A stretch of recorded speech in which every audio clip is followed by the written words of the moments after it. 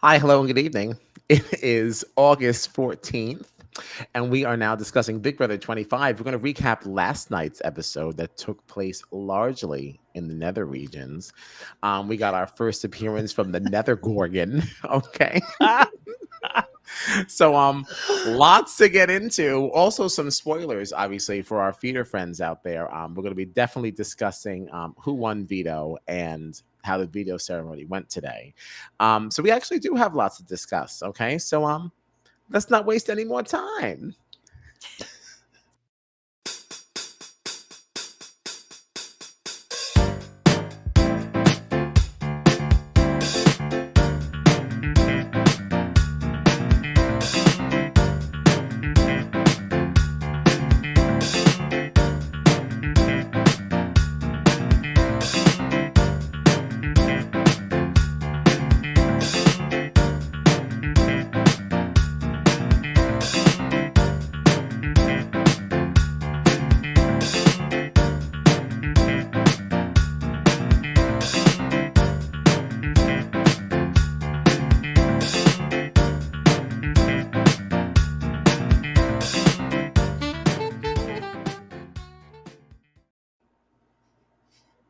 As always, I am Kyle Petty, and I'm joined by my festy besties, John Dunphy and Gina Morgino, and this is Strat Chat.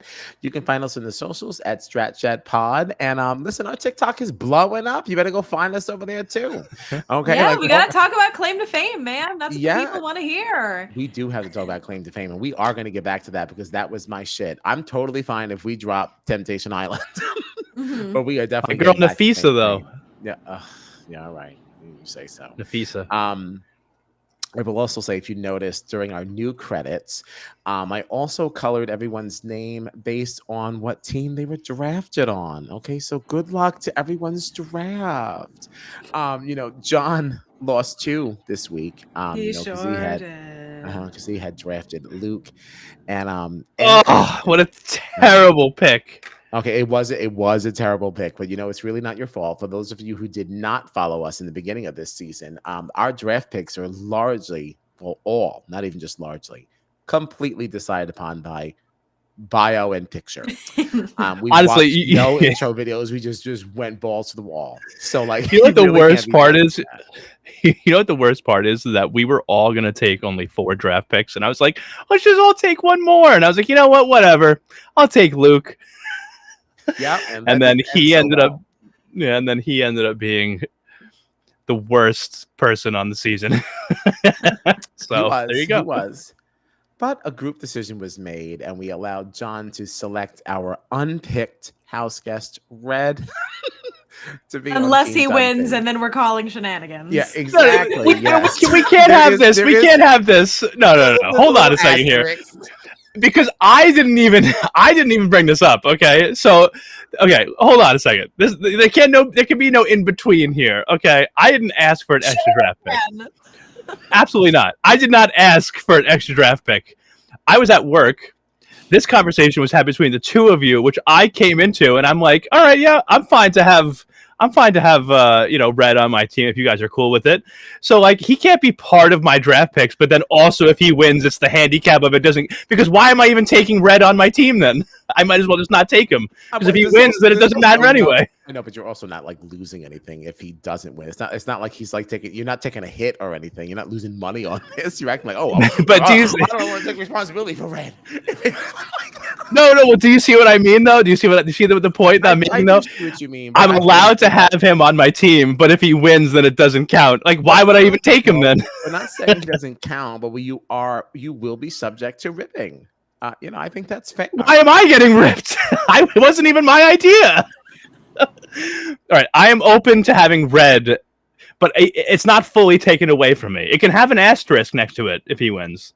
But like, it's not like, Red's on your team, but if he wins, then it doesn't count. He is asterisk. Absolutely.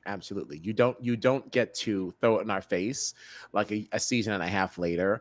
Like you totally clocked like Wes and John A winning that All-Star season, right? Like that was amazing. It was really fantastic. This doesn't get to be thrown. That's all we're saying. I think that's a fair compromise. I'm fine with that. I'm fine with a Red asterisk, next to my name. If if he wins. But like, Okay. you can't call shenanigans on me if it was your idea. I mean, sure. It's not like I came to you guys being like, "Hey, Luke like really sucked and he was racist, so can I change that with Red?" And then you were like, "Fine, okay." Like this was your idea, and I agreed to it. So Yeah, we hear what you're saying, but all right. So we started this episode not really knowing where the house guests were, right? Oh my gosh, like big mystery, big mystery. Where did everybody go? So very silly. We come to find out that they are in the Nether region. Which looks like an expanded budget, right? Come on, Big Brother 25. We actually left the house. We're walking down the CBS lot. Well, but see, what is so funny is the amount of people on Twitter being like, "This is 1,000% just like the Desperate Housewives set." Like it's just Oh, like, is it really? I saw a lot of people specifically calling that one out, but like if not that, it is for sure just like an abandoned lot that because of the writer's strike is not seeing any action right now, that we're just kind of taking advantage of. Why not? Why not? But I was here for it. I do like it looked good. It did look very good. good. I thought it was very fun. And that's about where the looking good kind of dropped off, right? The competition for me was very fun. We were now introduced to the Nether Gorgon, which weren't you embarrassed? Weren't you embarrassed? Weren't you so glad you didn't make somebody watch this episode with you? Well, see, unfortunately for me, I did make somebody watch this episode with me because me and James went up in his room and we said, "Okay, it's Big Brother time," and we got our snacks and we sat down all excited, and then this is what we got. Really rough. Really, really rough. How embarrassing. I did actually see James tweeting about if I have to hear Nether Gorgon one more time. Oh my god, you see what Matt said? Yeah, Matt has a crush on the Nether Gorgon. Apparently the Nether Gorgon didn't get it. Yikes. Well, there's that. The voice of the Nether Gorgon was good, and like when it showed it approaching from the back, I was like, "Oh, this could be scary." And then you saw the front of it, and it was like, "That does not look good." See, I would argue the voice was not good because I really needed captions on this episode. Like me and James had the captions on, and I was still like, I have no idea what this is saying. Like, there's whatever voice mod they put on it was so hard to understand. I actually did understand. I was like me really too. digging it. I thought the clues were really fun. Anyone who missed it, you probably didn't. That's why you're here. But this competition was basically, oh my gosh, I'm like clicking so many things. There's too much going on. Somebody else, thank goodness. So basically, the Nether Gorgon was giving people clues as far as where they can go hide, where they will not be eliminated from the competition. If the Nether Gorgon finds you, then you're out of here. I guess you're sent back to the house by way of portal. But I thought the clues you didn't catch the clues. They eluded you. No, I had to like read it. It was just the voice mod was very hard to understand. Like I understood what the clues were saying when I could read them. I just couldn't understand what he was saying. Oh, see, I enjoyed this one a lot. I just didn't. I have to say, I really liked the competition. Like there were so many people ragging on this competition, but it was finally something new that we had not seen before. Right. And B, I had a great time watching it, and they were acting. Felicia was trying to get an Emmy for this giving episode. Us all the cheese we want. Oh my god, yeah.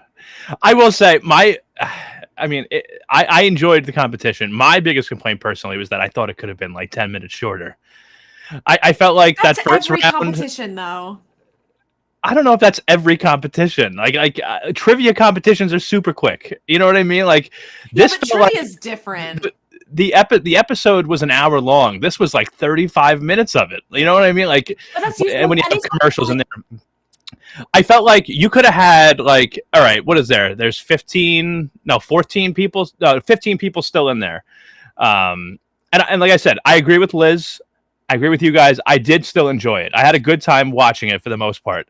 But like, I felt like that first round could have been like, all right, let's get half these people out of here. Let's speed this up a little bit. Like it felt like it just felt like it went on for so long, and I was ready to like get a winner, get back into the house, and start seeing some of these game conversations and start seeing what ultimately ended up being Heisem's HOH. Like how that was going to go. I understand what you're saying, but I just feel like this is a consistent thing with Big Brother. Like anytime that we get the slip and slide competition, it's the entire episode. Anytime that we get one of those like I don't know if timed. it's One this long, person, though. like each person does like their own individual thing. We get like, because every single person has to explain how the competition goes and then explain their experience with it and explain. Like it's always such a long, drawn out process for the competitions. I felt like this. I felt like this was like very long compared to some other. I agree with you that there are some competitions that go very slow, they feel very long, but this was like more than half of the episode.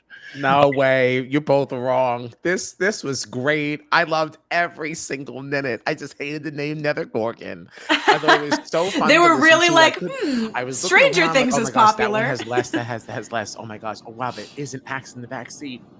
Oh wow, there's that background. There's the head with the doll with the head turned around. I thought this was so much fun. This is a blast.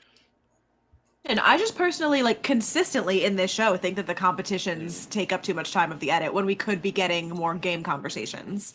Especially when then they try to edit in, like, the filler content and the showman's content and whatever. Like, I personally typically think the competitions take up too much of the episode, but, like, that's not something new in this specific competition for me. My biggest complaint, if I had one, was that this was not sponsored by Spirit Halloween. Okay, there's number one. And I just feel like this should have been later in the season. Like this should have been later in October or something. But what if the whole season is a spooky competition? What if the whole season's spooky? It's great. Give me a spooky season. I would accept that. It's hard to call that now, but I totally agree. Yeah, if we can get spooky the whole time, I would love that. Yeah, this was a cheesy fun. Like, yeah, I liked it. I liked the length of it. I would have watched it for longer. I thought this was really fun. And it was just really stupid. Just watching that guy just walk around like the Gorgon himself. I don't know. Thought it was a blast. Yeah. Yeah, sorry. No, it was fun. I admit, I totally agree. It was fun. I enjoyed watching it for the most part. I saw a lot of people complaining about it on Twitter. Like that didn't seem to like it at all. Oh, people did good. Not like it. Yeah, I'm also always in the minority with this. I like every competition that no one else does. That is definitely that is very on brand for me. I thought it was fun. I thought it was creative, which is what I'm like looking for in this. Like, I like our good classics, but if we're gonna come up with something new, I want it to be fun and creative, and this definitely was. For me personally, for me personally, I just wish that it had been. I wish that there was one less commercial break in the competition. You know what I mean? Like that's all personally that I wish for, but that's just my opinion. You know, so okay. All right. Well, we got to the end of this, and come to find out that once you get to final two, whoever wins this is immediately transported to the HOH suite, and the other person, the runner-up, is stuck in the Nether region. So that left Jared stuck in the region. I will say, me and James got a really good laugh out of the theatrics of this because in the episode you see like Heisem opens the door and then he's magically transported into the HOH room, and then he opens the door and says, "Hey guys, I'm in the HOH room," and they go, "Oh my god." And we are led to believe that the whole house didn't see him walk into the house and up to the HOH room to start doing that bit, and I just think that's very silly. I loved it. And I can't imagine how much fun he must have had, like doing cheesy stuff. They must have a blast this season. But it's the same because like it's that, and then it's 10. Also like anytime that you see somebody leave or re-enter the Nether region through the spooky room or the scary room or whatever it is, where like they suddenly appear on the bed as if like there was no way for them to get in the house otherwise. Like it's just so silly. I love it. I absolutely love it. But Heisem wins, and really only because Jared failed, right? He did not read all the clues, and he just assumed he knew what was going on, didn't want to read the last one. He saw something about the number 4. He thought that would be important, and he ran. It was important because you're not supposed to choose the one with number 4 first. Were you embarrassed? Were you embarrassed for him? How did you feel? This is your winner pick. This is your winner pick. What was so funny was like he was so confident. Like celebrating, dancing. Oh yeah, I got it. And I nailed that, crushed it. I knew number 4. You didn't know. I feel like as soon as I saw that both houses had the number 4 in it, I'd be like, all right, I should go back and look at these clues. Right. because one started with 4, one ended with 4, and the only clue that he saw was number 4. Granted, he had a 50% chance. Like, if he picked the right one, we'd probably be saying something very different. But like, dude, you are a mess. Like, but Suri, you had a 50% chance whether you read the clue or not, though. Right, like Suri, right? Like, yeah, you're right, 100%. But like, Suri is such a master at this stuff, and like, so far, it seems like Jared was the apple that fell very far from the tree. Suri be like, boy, what are you doing? What are you doing? Right. They're gonna watch this back like at the end of the season, and Suri's gonna be like, "What the hell were you doing in that competition?" When she leaves the house and she watches just Kirsten's exit interview, and she was like, "Oh yeah," and then he mentioned that his nickname at home is the same nickname as Suri's. She is gonna just smack him, just full on smack him. I can't wait for her to watch this back. I gotta tell you, he is not doing well in this game. I think that he could get better as the game goes on. Like, I like the conversations between Suri and Jared. But man, Jared is not good at these games. No, he's not. Liz wants to know who we think Jared would have nominated if he won. That's an interesting question. Huh. I haven't got the slightest. I don't think Jared should win anything right now because he's positioned so well. Yeah, you can't put up somebody on your mama's side. It would have gotten him in big trouble, I think, if he had one. Yeah. Because they're aligned on separate sides of the house because no one obviously would know they're working together. Mm-hmm. Like, who do you put up? I mean, these alliances are so big, like, because Kirsten felt like the one that wasn't in any alliance, and she's gone. And now you have the professors and the handful, right?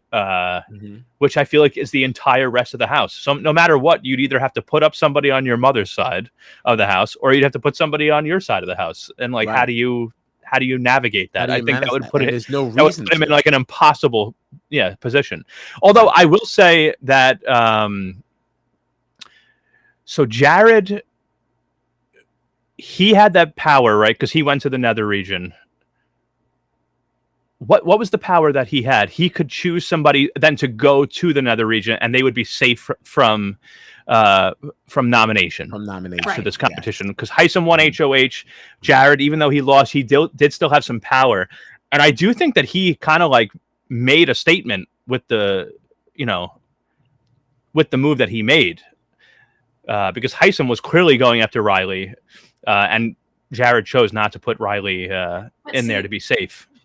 One thing that's actually really interesting about that, and I was listening to, I think Taryn brought this up on Rob Has a Podcast. Where production kind of missed the mark on this twist is that they should have granted Jared safety as well and allowed him to choose somebody who has safety, because the problem is now, even if he wanted to give the safety to Riley, the HOH is telling him, look, anybody but Riley, don't grant Riley safety. So if you say, actually, I'm going to do it anyway, what's stopping Hisam from putting up Jared if Jared's not safe as well? So nothing that he could really do was going to influence the game, because he can't go against the HOH, because then what's stopping him from being in danger unless he's also granted safety? And that should have been Jared's, that should have been his explanation to Riley from the beginning, because Jared kept telling Riley, like, you're good. Like, he's not targeting you, which he clearly was. And it's like, just tell Riley, Hisam has said that you're the target. If I save you, I'm the target. That's all you have to say to Riley. Instead, he's lying to her about how she's safe. Like, the other way to avoid the situation would be, and I also think that this should have been the way that it played out, make him choose on the spot. Instead of, okay, you get to choose somebody that is now safe for the week, take some time, and whenever the bell dings, now you have to figure it out. No, you have to choose someone who's safe for the week right now. So now it's a split decision, and there's no blood on his hands because, well, Riley saved me, so of course I saved her. I didn't have the time to talk to Hisam to figure out who the target's going to be. It's a split decision in that moment. Right. And then there's so much less blood on your hands in that way. And that's the least you can do to somebody, that you're not going to grant them safety as well. Yeah. I totally agree with that. Totally agree. Because now you've got people campaigning to him as if he's got a veto, and he has no benefits of having it. Absolutely right. Yep, totally agree. Yeah. I never totally agree. I know. I'm like, oh my God, I know. miracle. Like it's almost it's like the conversation just stops because here I am with not a contrary opinion. The contrarian agrees 100%. Yeah.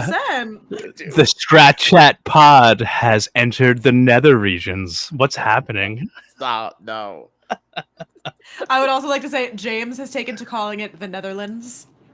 So The Netherlands. I can hear him say it too. I'm sure the Netherlands would have something to say about that. Yes. Yes, we're gonna say this. Yeah, I'm sure the Netherlands does not want to be associated with any of this. Oh man. So Hisam and his HOH, how do we feel about this? This man is really something else, right? He is very direct. He's like, Riley is my target because she said my name. Goodbye. Yeah. Amazing. I really like Hisam, and he's a beast. Even though he won this HOH kind of by accident, like he's done well in every other competition. He got himself. He there. won this He won this HOH, right. And I there is something about his directness and how blunt he is that I do really like, and I think that's why when we got that flashback of Hisam going into the HOH when Riley was still the HOH. And her, he was so direct with her, right? About like, listen, this is what I've heard. I've been asking people about you. They say that I'm your target. So, that's why now that he has the power, Riley is his target. Like, it's fair. I feel like Riley almost made the same mistake as John Michael in Big Brother Canada, right? Of like telling the person that you're targeting, that you are targeting them. Like John Michael told the guys that he's targeting the guys. Yeah. Don't do that, because immediately he was gone. Hisam has a conversation with Riley. He asks her, am I your target? She confirms it. So now Riley is the target. And it's like, I feel like she sort of made the same mistake, but I felt like with how Hisam approached it, like she had no choice almost. Like Hisam was so direct and logical. You have a choice. No, well, you do have a choice, but I feel like the way that, and it's not just with that conversation with Riley. I feel like the way that Hisam is in his conversations with anybody in the house, it's so direct and so blunt and so matter of fact that like you don't really have a choice but to just like.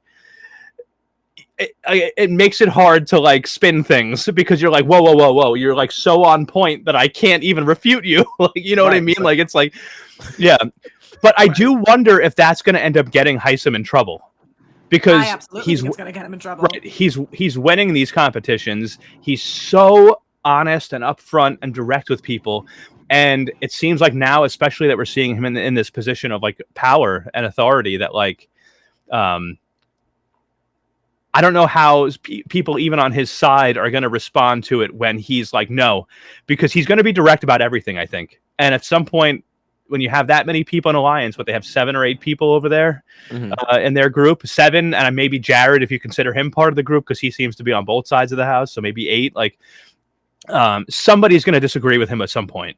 And that directness and that bluntness, I think, is going to cause rifts that will get Hisam in trouble eventually, because it's going to be like, listen, Hisam's great, he's on our side, but like, we got to get him out of here.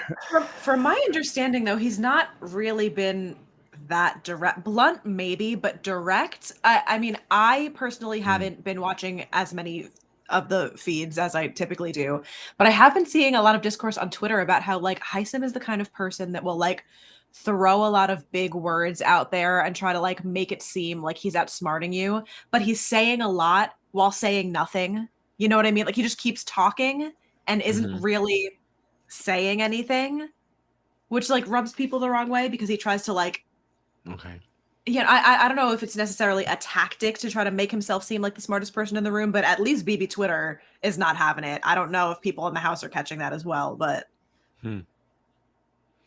that's interesting, because I think it also depends on, how a lot of things go. If people who trust in him win comps, then he could like be fine. And some of that blunt, either directness or bluntness, whatever, however we want to call it,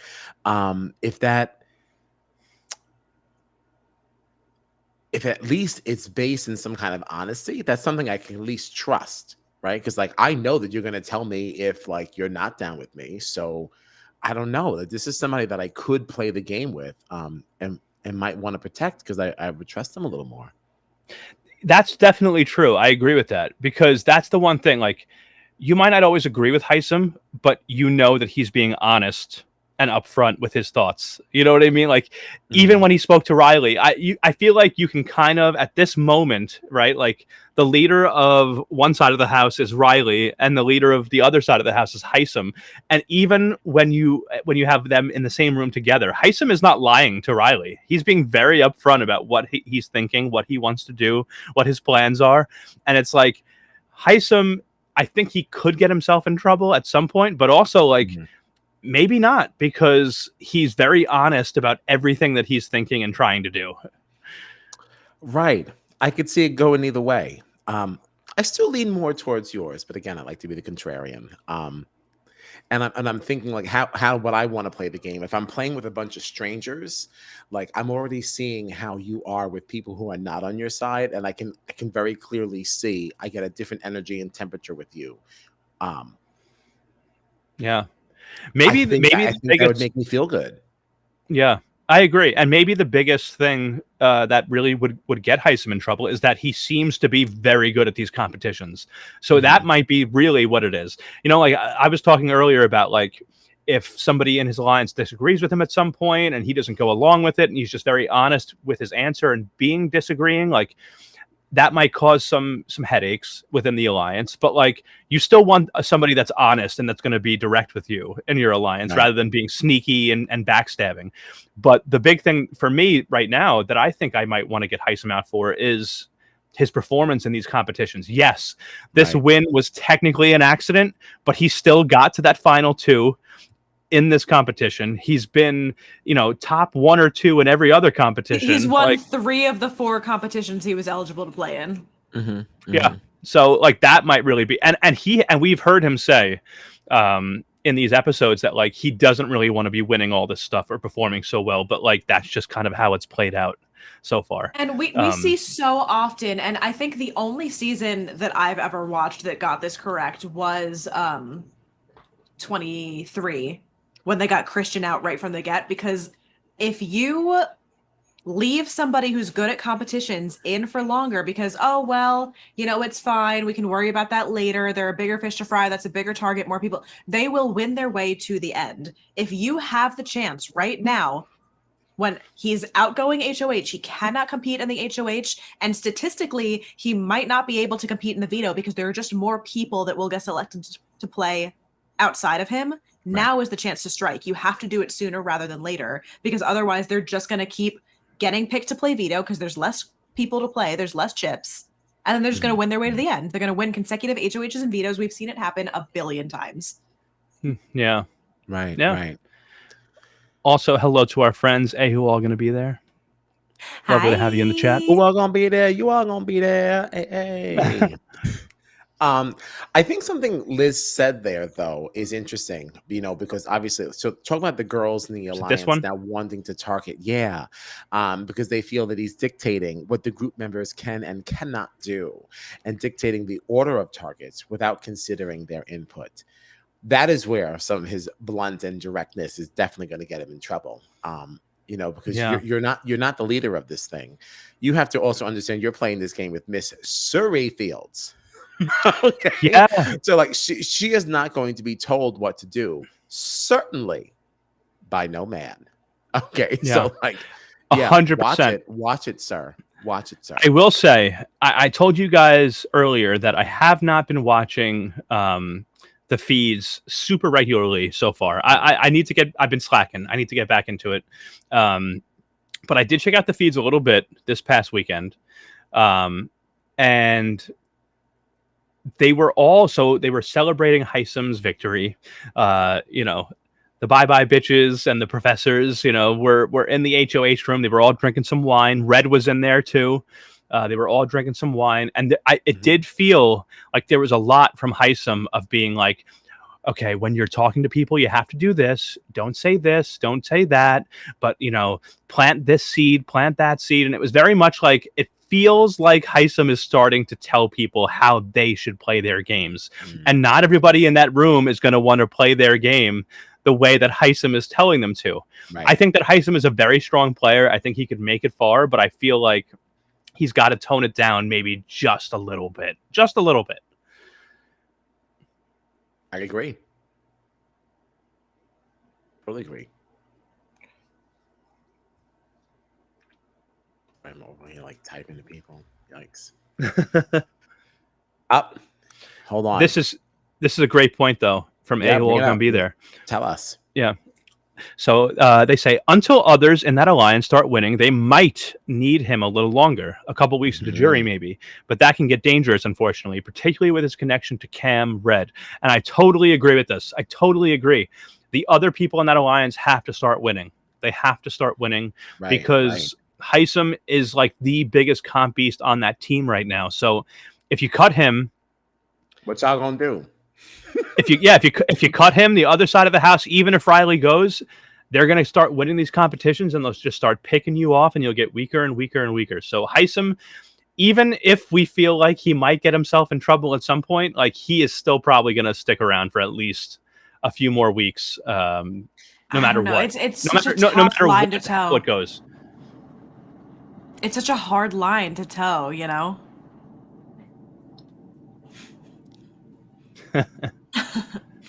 It's true. People are going to go home. Yeah, I don't know. Because Gina's point before, you let this person stay in too long. There are less chips in the bin, and you're gonna see them win out. We just saw that in Canada, right? Our northern neighbors, nailing it on Monday. Northern neighbors nailing it.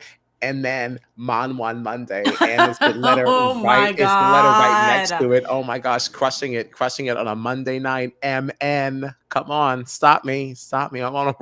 It's Mon Monday. It's so stupid. It's so stupid. But yes, they're not winning anything. But do we think that they could win if Heisem wasn't in the conversation? Because he is dominating the competitions right now. So we have no idea how anybody else performs, you know? Right. Yeah, we'd have to take a look at some of the other competitions to see who's really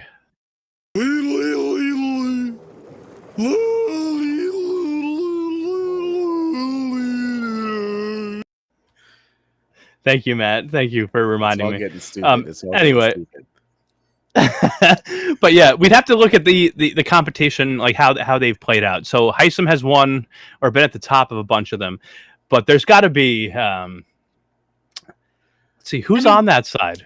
Who's on that side? The only other person that's won is Riley, and in theory, she might be on the outs. You know, not on the outs, and not even on that side. We do have Izzy, who's been shedding tears because people do not believe she's a con beast. Poor Izzy. Izzy is a disaster. I don't think Izzy's a disaster. I gotta be honest. What do you mean? What do you mean? I think she's doing just fine in there.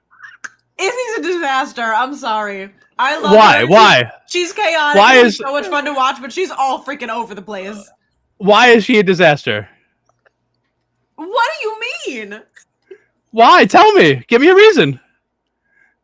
Matt says Izzy is my spirit animal. All right, give me one reason that Izzy is a disaster. Have you not been seeing any of the live feeds clips? Tell me, give me one reason. I'm just asking for one. What do you mean? I've asked 3 times. Give me one reason, and you keep saying, "Have you seen the live feeds?" Oh my God! Big breath. So no, but what? I'm just asking for one reason. Okay, I am trying to tell you. She's constantly crying, losing her shit. She's been crying over how she doesn't like Cameron, but she can't hate Cameron, and that's a whole thing. She's crying over, she's attached herself into Suri and Jared so much that you would think that she's Suri's daughter. She just the way. But how is that being crazy? Who all gonna be there agrees with me. Gotta agree with John. I thought so too at first, but she's much more aware than I originally gave her credit for. It's not the awareness, it's she is very aware of what's happening, but she's just like a loose cannon. Like I don't But know I how still else to don't. I explain still it, don't Matt. see a Like, reason. All you said was that what she seems like Cerie's daughter. How is that bad? Izzy makes me real nervous. It depends on, I think, where we want to stand. Because I do agree that she's a loose cannon. I feel like there's a lot of emotion in everything that Izzy does, and that is what makes me nervous. For all the reasons that I would trust Heisem, because we just playing a game, right? Like, you're here and I'm here. What are we gonna do? I got to beat you. That's it. Izzy, I don't know. I feel like she's like weirdly in between, and that does make me feel very, very unsettled. Um, Not to mention that, like, if we're in a world where we're rooting for Cerie, she makes me super nervous because she's the only one that has really, at least to our knowledge, that has really clocked the whole Cerie Jared thing. So, and like, that scares me. I when don't like the Izzy, upper hand that automatically just gives her. but So, also like, when Izzy continues to be a loose cannon and becomes a liability, how does Cerie, in good conscience, evict her, knowing that on her way out she could be like, "Oh, by the exactly. way." Yes. Totally. I Yeah. don't. I don't. That I totally I agree don't. with. That, yeah. I don't think that. I gotta be honest. I don't think that Izzy has done anything wrong in there. I feel like she's gotten emotional at times. She's gotten I worked up don't at think it's times. wrong. I think I'm in It's not between the about two Yeah. of doing you. anything. It's not about doing anything wrong. It's just she's a liability because she's such a wild card, I feel like. But I think that okay.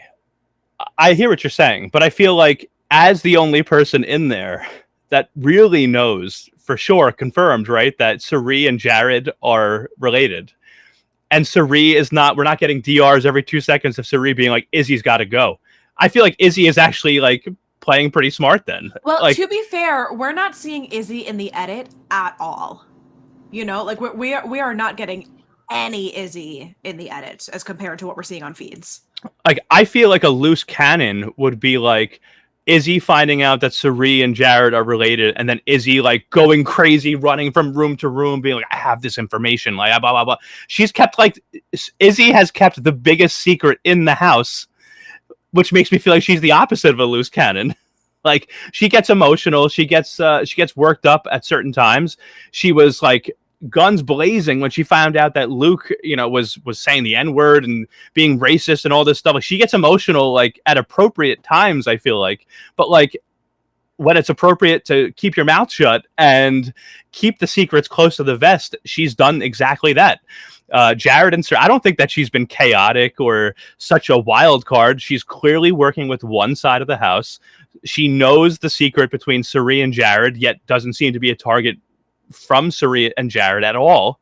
Like I think she's playing a good game, and she has a strong alliance now that has power this week.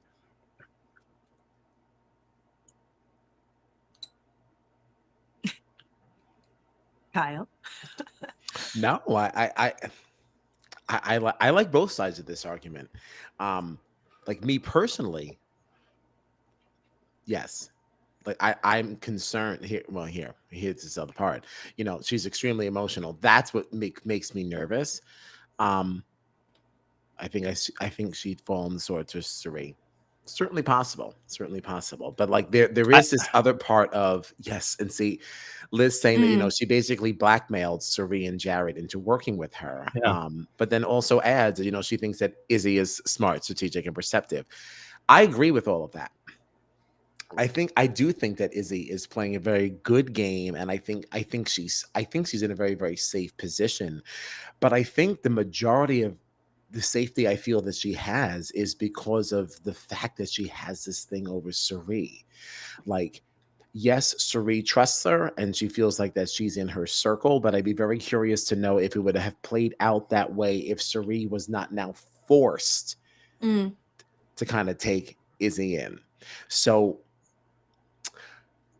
but then the other side to that is that, like, even if in all of that, Cerie going into the relationship knowing that, then, like, if she still trusts Izzy, that means that Izzy is playing a great game, right? Izzy is super trustworthy, like social game on fleek, right?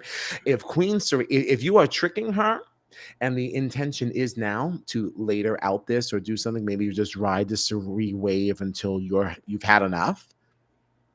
Wow. Yeah. Wow. I agree that like Izzy can be very emotional and like passionate and enthusiastic about things, but I don't think that you can call the person in the house that's keeping the biggest secret in the game to themselves a loose a loose cannon or a wild card. Izzy is the only person in there that knows for 100% for sure that Suri and Jared are related. Right. She's kept that secret to herself. How is that a loose cannon? I would still say, well, I would say loose cannon from a perspective of not knowing those things. If I were in the house, my perspective would not be that of her because I did not know that she's holding the secret. Right? That is what really is what's giving her so much clout. Otherwise, the Izzy that I'm seeing is crying all over the place and carrying on. So, like, I'm not saying it's not working. I think both. I think both things can be true. Yeah, you know. But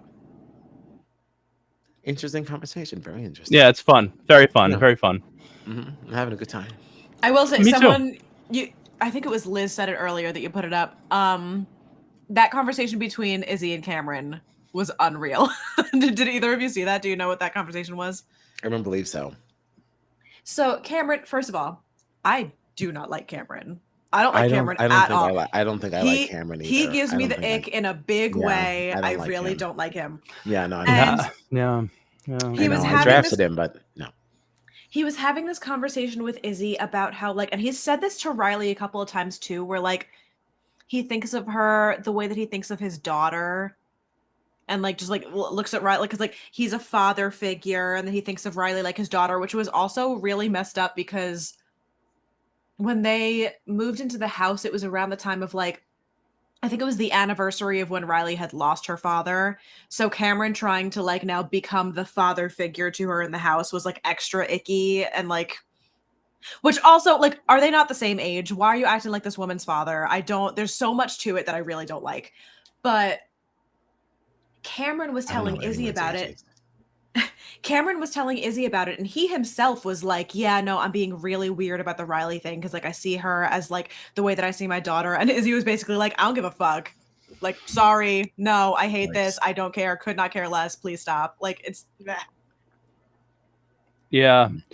I started to sour on Cameron too, like when I saw him in the bathroom spitting on his boots and then rubbing it in.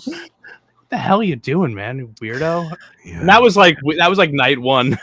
And then everything since then, like you were just saying, has been even worse. Like that was like everything just feels so gross that he says and does. He really gives me the ick in a big way. Cameron is my Luke. Horrible. I know. Yeah, Liz, she's right. It's gross because he's crushing on her and saying she's his daughter. Right. No, I have agree. absolutely no idea. I thought they were around the same age. I have no idea if I'm correct. Yeah, I did think that they all that Cameron. Hey, who all gonna be there? Hey, who all gonna be there? Agrees with me about the boot spitting. I did not see the boot spinning. I'm really happy I did miss that. Can we review John left with my avatar. You better get it together. You're a mess. You're a mess. Well, while you're away, I would love to discuss the latest graphic from our friend Big Brother Junkie. Find them on the socials at like, was it? Is it? I think it's like Razor Skate 89. Any hoosers. Love these maps. Love these maps. Let's get into it. Let's see what we have here. Bye bye bitches. The core 4. Who is the core 4? Are they including Bowie in that? Who's the core 4 of the Bye Bye Bitches? We know it's Phyllis and Suri. Yeah. Is it Izzy and Bowie or is it Izzy and Nicole? Right. I think it's Izzy and Nicole. Probably have to check the comments for that. Yeah, that I'm honestly not sure about. I feel like when the Bye Bye Bitches conversation happened, it was Felicia, Suri, Nicole, Bowie, and Izzy. Bowie was the one that was like, let me get out of this room so it doesn't look so suspicious. Yeah. That is true. That is true. Okay. But I feel like that was the Bye Bye Bitches. What's this deal with so Izzy and Mimi have a deal? They have a final two or something? Oh, do What's they? Missy? What's Missy? Yeah, I must admittedly know about don't know everything on this map. Yeah, I so missed that. I missed that. yeah. We have the professors. Obviously, that's Bowie, Felicia, Cerie, Izzy, Mimi, Hisam, and Red. The silent eighth being Jared, mainly because of the affiliation with the Fields Queen. Cameron thinks he's on this side. You guys aren't watching this. Like, this is really, like, honestly, like, check YouTube. This graphic is great. Jack and Blue have a final two. Somehow I missed that. Me too. Missed that. That's interesting. We like the Fields trio. We kind of got on that. You have a pinky promise here from Jared and Izzy. Right, we saw that on night one. That was during the move-in, because Izzy had clocked the whole Jared and Cerie thing, so that's fun.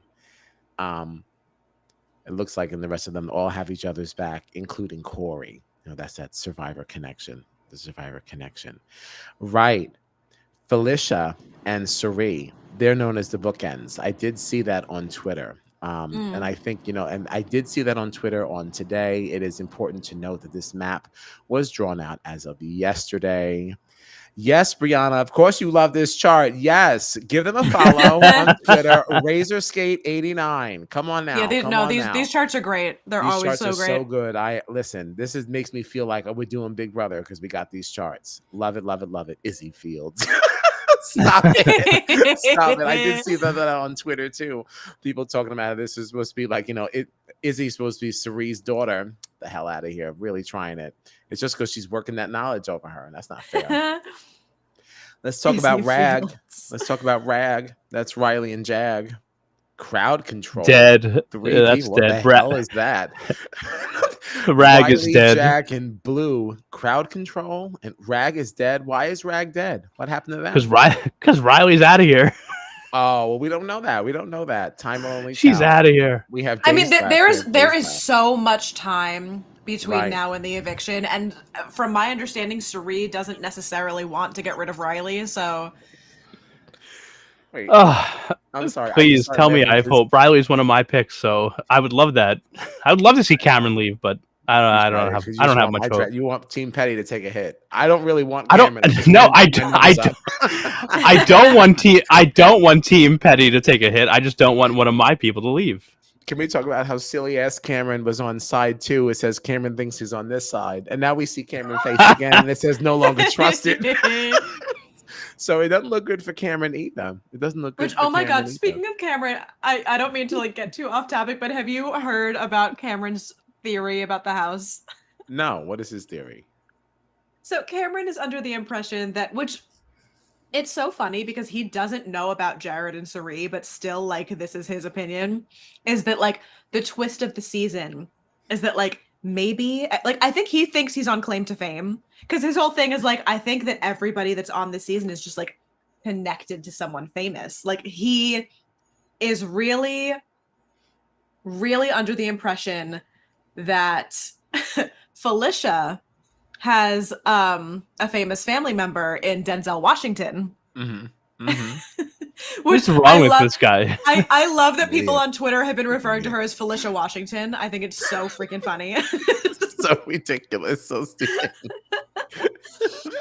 It's just, I don't know what Cameron's deal is, man. We got to get rid of this guy. Yeah, he has proven to be a bit of a weirdo. Oh yeah. HOH going to be there. Is they're asking if I'll be eliminated from the draft if Riley goes. I will not, thankfully.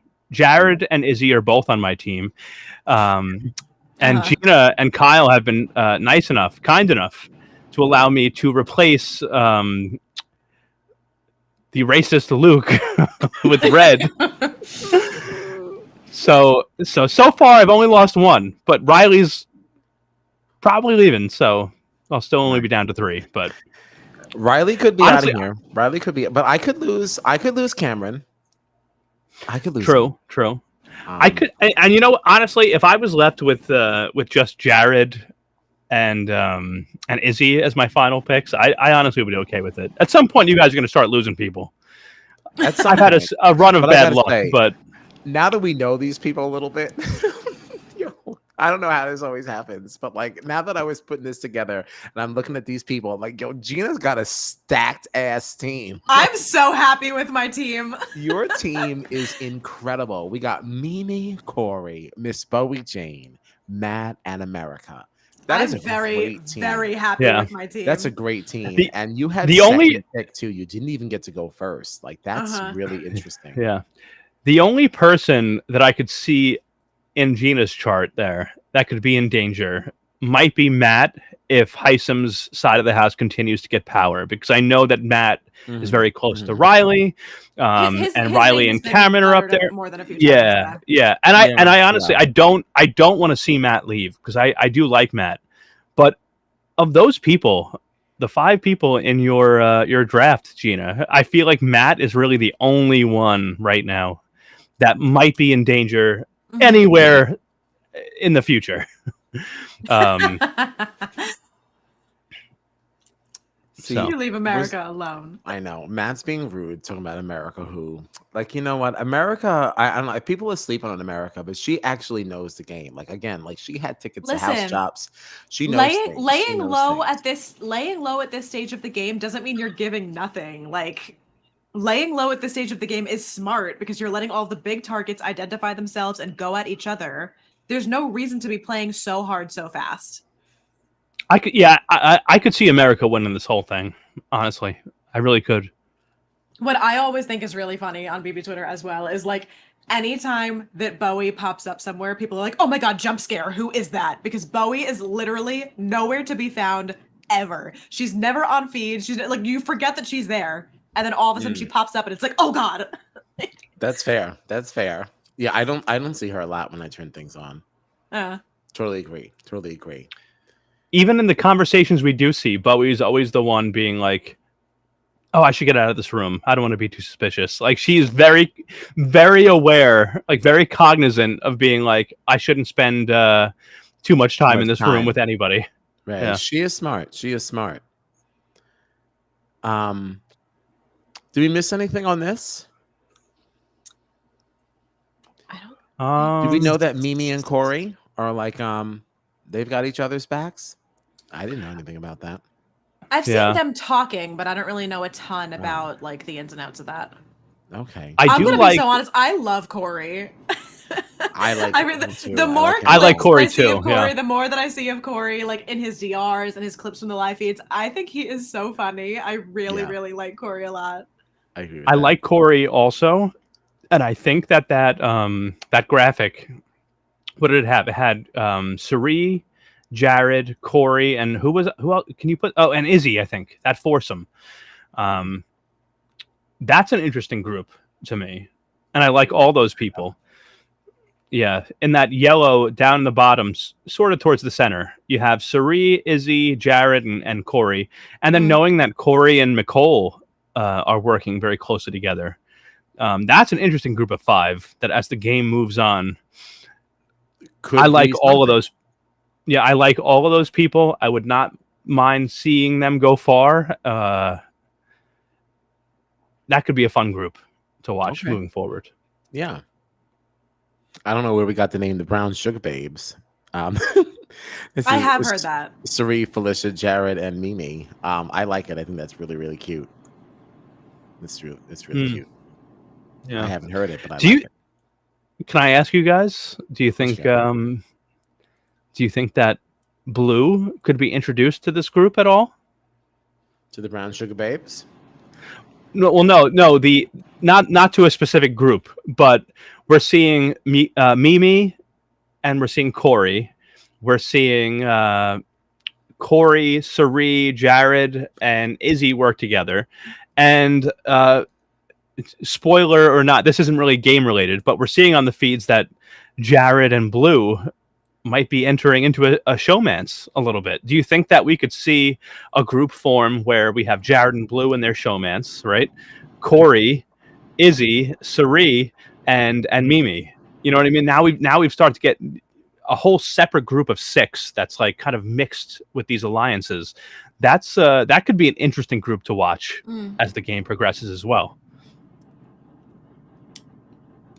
Yeah. I would also find it interesting. I have nothing to add. Disagree.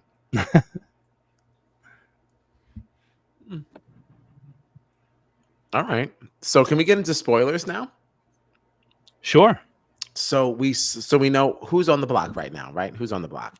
We have Riley and Cameron. We didn't. Yeah. And Cameron. Oh, did Kyle lose his mic? Technical Sound coming back difficulties. in 3, 2, No. 2, 1.5, 1.5, 0.4. Also known as 1.5. I don't know why you have to count these silly things down. It's just things. Carry on until I get it's my. Just things to say. All right. Well, let's talk about spoilers then. So, yeah, we had the veto competition, right? I didn't. Like I said, I haven't been watching feeds that much, but through Twitter and all that, I saw who won. To be fair, there weren't a lot of feeds happening because once they went down for the veto, they stayed down for like 12 and a half hours. Okay. So and even I think overnight last night feeds were turned off too. There's been a lot of feed outages over the last couple of days. Okay. Why do you think that is? I really don't know. I mean, people were speculating because when they were down for like 12 hours after the veto, there was a lot of speculation that like something went wrong during the competition, somebody got injured, like a lot of people were hoping for a pressure cooker type situation, but I personally think it's way too early in the season for that. But people were like speculating that something like really, really bad happened during the competition. Then when they came up, it doesn't really seem like anything was going on. So I don't know if they're trying to prevent something from being seen. You know, we were wondering if someone else was getting ejected from the game. I have no idea what it is. Okay. Wow. I don't think it turned out to be anything, though, did it? I mean, to my knowledge, not that I know of.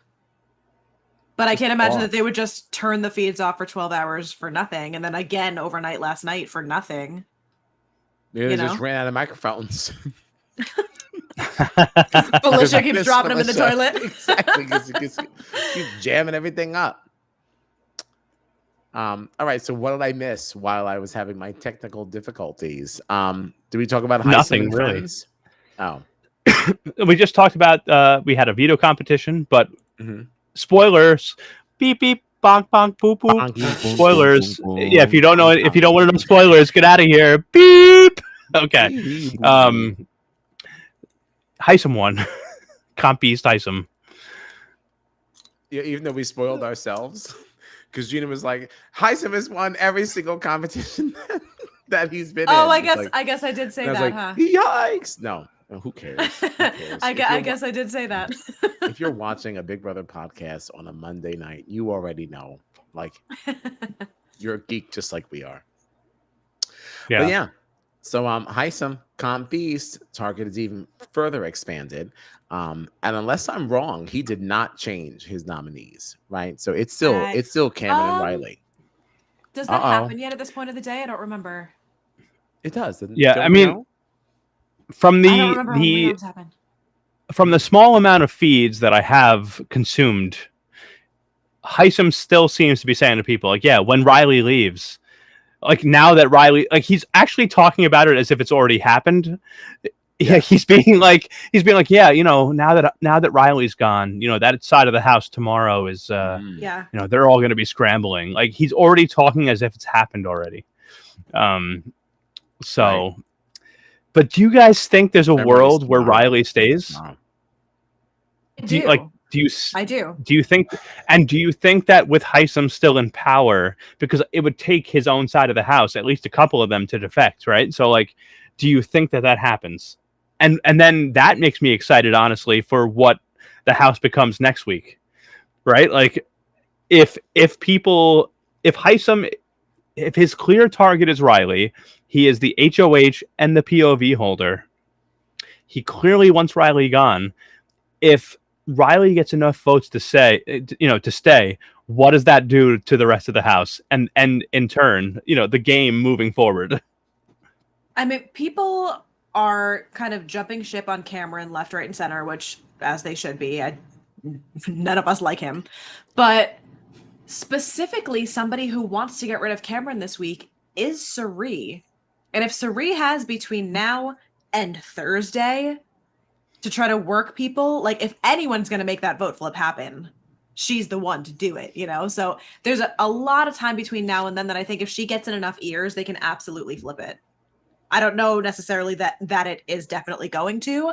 I can also see it going back and forth a lot over the next couple of days, but I don't think that Riley is as cut and dry as Hisam seems to think it is. Yeah. Because I do think like Hisam is a great player. He's in this big alliance. He has the power right now. And he's a smart player. I do think he's a very big threat, you know, in competitions. I think he's a smart player, but like you start winning too much, you start calling too many shots, and it's this early, and people are going to want to start doing their own things. And it's like Cameron, if people don't like him, they're going to vote him out. I could see it going either way. I would love to see Riley stay, honestly, as because again, like, one of my draft picks. And I don't love Cameron, but I don't know. You know, Riley's not exactly sitting pretty. Like, she's made a couple of really bad calls this week too, with like the information that she's dropping and the people she's talking to and what she's telling things to. Like, she's not out of the woods, but I don't know. So is this so Ahul gonna be there? Had she not ran her mouth, I'm assuming that's Riley about having Cirie's vote. Yeah, she had a good chance. Now, nope, they decided. So was there something on feeds where Cirie confirmed that no, like now that Riley has said this or that, she doesn't have my vote anymore, but maybe Cirie, like, you know what I mean? Like maybe Cirie would have. I haven't seen that piece to it, but there was a situation where Riley was supposed to not tell anybody that she had Cirie's vote locked in.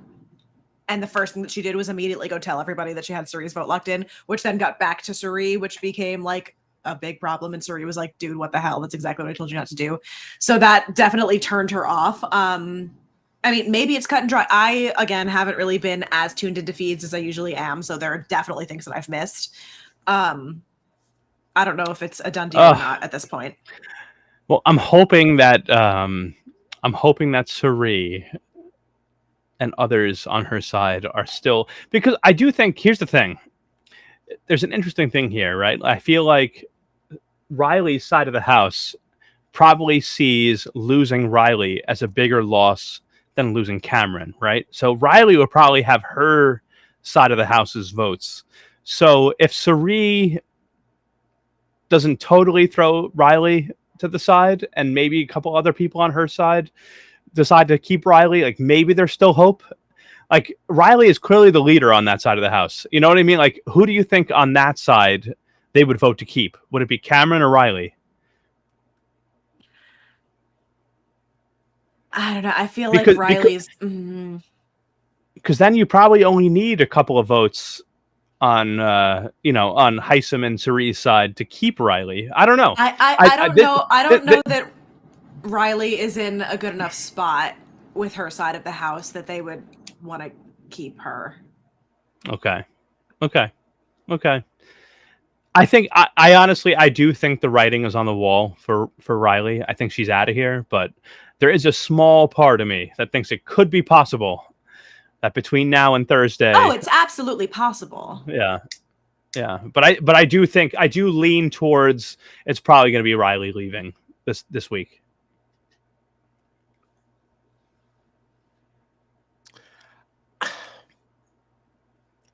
Nothing against Hisam. I just get a little bored of like everyone just doing what the HOH says. Oh, I hate it. They don't have any power anyway. They have no vote. They have nothing. And like they will have no power next week either. So like there's literally no ramifications. Just do what you think makes the most sense. I always think respecting the HOH's wishes and voting with the House is the most boring way that this game could go. Like you absolutely have the numbers to do something different. You're just not because out of respect. No, do what benefits you. Right. Yeah. Apparently there's been a change. New update. They switched back. Riley, that's what I'm saying. I can easily see this being a back and forth until Thursday. Mm-hmm. I'm excited. I also was seeing. Can't wait. I do think we have to take into account also this whole nether region twist, right?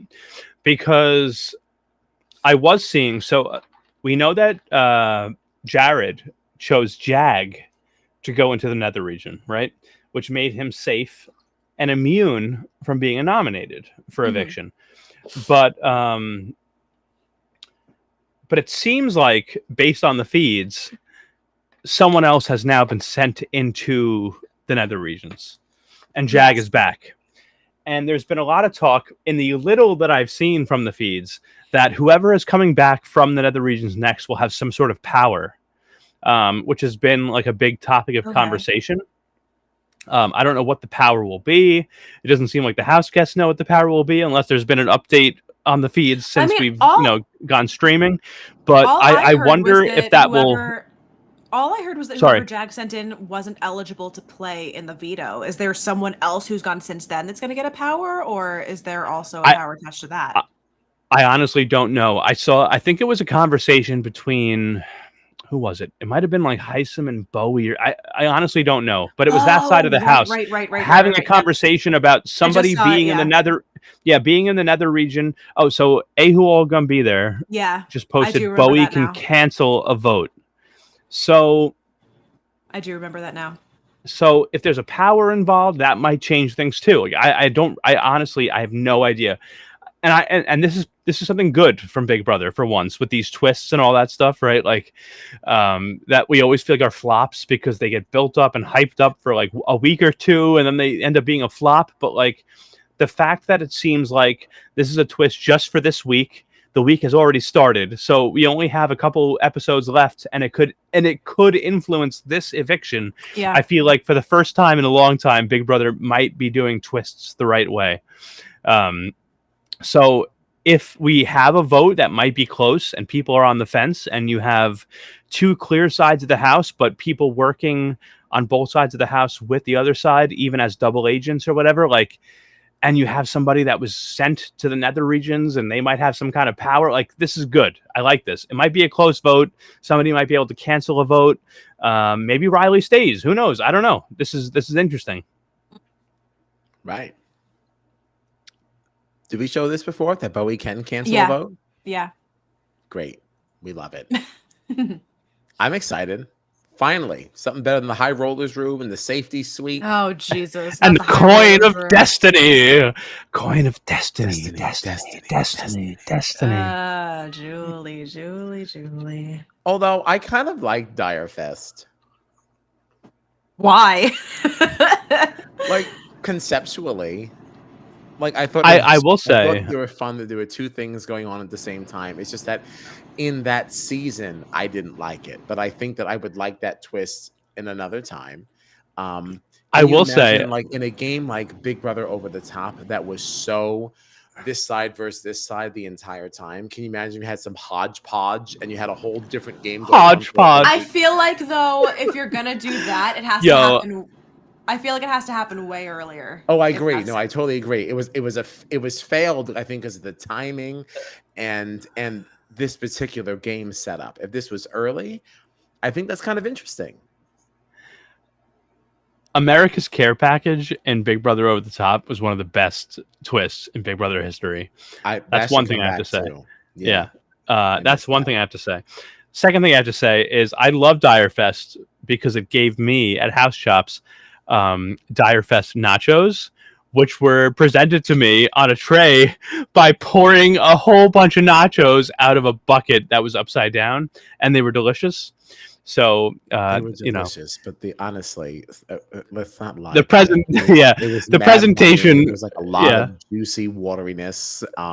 The presentation was atrocious. Soggy. But the grilled chicken. Yeah, but the grilled chicken saved my life because I was incredibly high when they arrived. So, but anyway, what were we talking about? Twists. Right. So anyway, I like it. Good night. Love you. Thanks for hanging. Bye, friends. Yeah, we're about to wrap up too. I mean, we don't have. Is there anything else really? The only thing, John said America's Care Package, and that reminded me of a tweet that I saw, which made me laugh a lot, which was for America's favorite house guest, Julie should just ask America who her favorite house guest is of the season and just give that person money. And I thought that was very funny. Yeah, if she can even just name anyone, we would take it.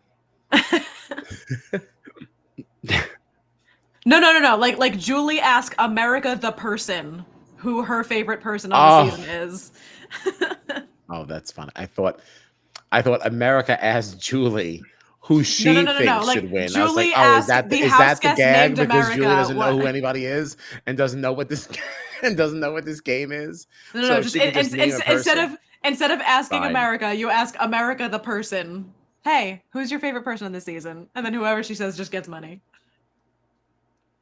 I thought that was very funny. Boo. Okay, damn. Oh, I liked it better my way. Jeez, you trying to share a little ha-ha from the internet. Boo, roasted. Boo hiss. Well, Boo hiss hiss. It's not your fault we didn't think it was funny. You didn't make it up. Damn. It's not really your burn. It's not really your burn. Oh, Matt said it was funny. Matt said it was Thank you, funny. Matt Blevins. Thank you, Matt Blevins. Yeah. No, other people thought it was hysterical. It just was lost on us. Thank you. Thank you, friends. Said, but Jason Thank also you. just thinks you can do no wrong. So I feel validated anyway. I accept it. And Thank you. you. You should. Love is love. It doesn't matter how it comes. I think Gina. So Jason actually was like, Gina. I think we were talking with the challenge historian in our preseason challenge talk when you were working. You were busy, and Jason asked where you were and called you a bag of flaming hot Cheetos. I love that for me. Yeah, I love it for you too. Yeah. You have a fan. So what do we have coming up? We're not going to be with you all on Wednesday. We have Thursday night. Yeah. Big Brother 25. We're wrapping up the entire week. We'll see if the Nether Gorgon has anything else to say. And we'll find out what happens after Cameron and Riley are expected to stay on the block. Okay. All right. Apparently tonight Gina is looking like a ripe jalapeno. Great. So there's that. I love that. Yeah. Thank you for that. You can find us on the socials at Strat Chat Pod, and you can find everything via the link on our bio now that the website has been decommissioned. Anything else for our friends out here? No, that's it. All right. Thanks for hanging. We're out of here.